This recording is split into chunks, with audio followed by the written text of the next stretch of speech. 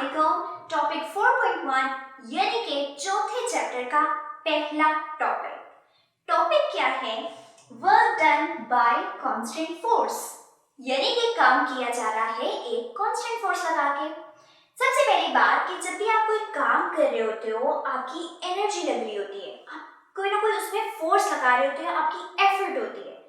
साथ ही साथ ये सिर्फ डेफिनेशन आती है जब हम इंग्लिश की बात करते हैं। इंग्लिश में काम करना यानी कि आपकी ताकत लग रही है, आप कोई ना कोई काम परफॉर्म कर रहे हो, एक्टिविटी कर रहे हो। लेकिन फिजिक्स में इस काम की डेफिनेशन थोड़ी सी चेंज हो जाती है। वो किस तरह से कि एक तो आपकी फोर्स लगनी चाहिए, साथ ही साथ आपका कोई ना कोई डिस्प्लेसमेंट यानी कि फासला कवर होना चाहिए। अगर आप किसी को ऐसा हम बहुत ज्यादा दफा करते हैं कि किसी को धक्का दे देते हैं। अब जब धक्का देते हैं मींस उसके ऊपर फोर्स लगी और वो थोड़ी दूर जाके गिर गया, थोड़ा आगे हो गया, इसका मतलब है उसका फासला भी तय हो चुका है। तो क्या दो चीजें चाहिए? एक तो वो फोर्स जिसकी मदद से आप काम करवाना चाह रहे हो, और साथ ही साथ कोई ना कोई फासला तय होना बहुत जरूरी है अगर हम फिजिक्स में वर्क की डेफिनेशन फुलफिल करना चाहते हैं। अब कहा गया है कि ये कांस्टेंट फोर्स है, यानी कि एक बॉडी है जिसको आप घसीट रहे हो, खींच के आगे लेके जा रहे हो। उस खींचने में आप पहले भी उतनी फोर्स लगा रहे थे, आप अभी भी लगा रहे हो और आप एंड तक उतनी ही फोर्स लगाओगे। क्या होता है कि सम टाइम हम जब सीढ़ियां चढ़ रहे होते हैं, शुरू में तो बड़ी स्पीड से चढ़ते हैं, फिर हमारी एनर्जी कम हो जाती है, ऊपर एंड तक पहुंचने में और मजीद कम हो जाती है, तो वो तो हमारी कांस्टेंट फोर्स नहीं रही ना।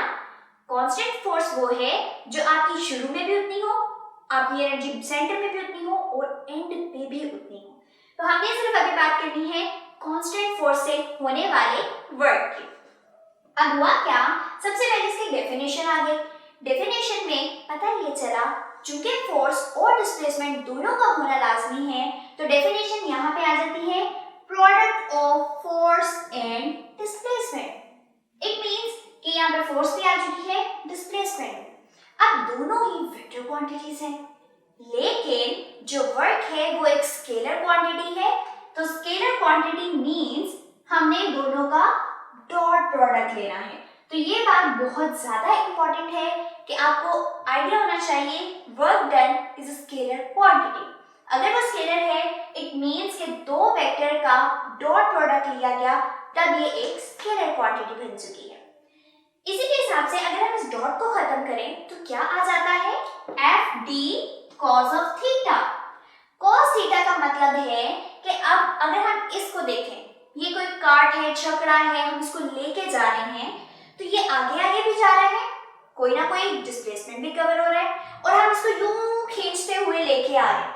तो ये सफर तो आगे की तरफ कर रहे हैं, लेकिन हम इस पे इस तरह से तिरछी फोर्स लगा रहे हैं, जो कि यहाँ पे इस तरह पर्सन लगा रहे हैं। तो दोनों के दरमियान कोई ना कोई एंगल बनेगा, और वो एंगल यहाँ cos थीटा रिप्रेजेंट कर रहा है।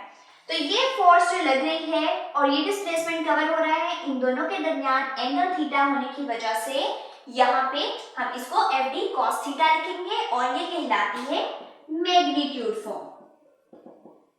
ये हमारी क्या है जी? मैग्नीट्यूड फॉर्म है। ये हमने उसको स्केलर फॉर्म में ही अभी लिखा हुआ है डॉट प्रोडक्ट के साथ। अब इस सारे के बाद बात ये आती है कि वर्क का यूनिट क्या है। यहाँ पे अगर हम गौर करें तो हम किस तरह से यूनिट फाइंड आउट करते हैं? जो क्वांटिटीज गिवन हो। फोर्स किसके इक्वल है? फोर्स हम मेजर करते हैं न्यूटन में, जबकि डिस्प्लेसमेंट मीटर में हम मेजर करते हैं। तो न्यूटन मीटर हम एज इट इज भी लिख सकते हैं, या इसको नाम दे दिया गया है जाउल का, जिसको कैपिटल जे से रिप्रेजेंट किया जाता है। So basically unit of work done is joule, और ये जाउल को हम न्यूटन मीटर भी कंसीडर करते हैं, क्योंकि बेसिकली ये न्यूटन मीटर के ही इक्वल है। इसका मतलब है कि अगर हमें एक जाउल का काम करना है तो क्या करना पड़ेगा? पहली बात कि एक न्यूटन की फोर्स लगानी पड़ेगी और एक मीटर का रास्ता तय होना चाहिए, फिर हम कहेंगे कि ये 1 जाउल के इक्वल है। मेन इंपॉर्टेंट बात ये आ जाती है कि हमारा इस वर्क डन का आंसर क्या पॉजिटिव होगा, नेगेटिव होगा या जीरो होगा।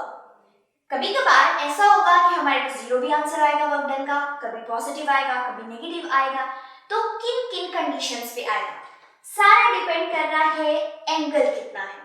अगर आप एंगल रखते हो 90 डिग्री से कम, ये बिल्कुल 90 डिग्री है और ये 45 है, इसका मतलब है अगर आप पहले क्वाड्रेंट में रहते हो और 90 डिग्री से कम वैल्यूज पे आप एंगल रखते हो तो आपकी सारी की सारी वर्क डन की वैल्यू हो जाएगी पॉजिटिव।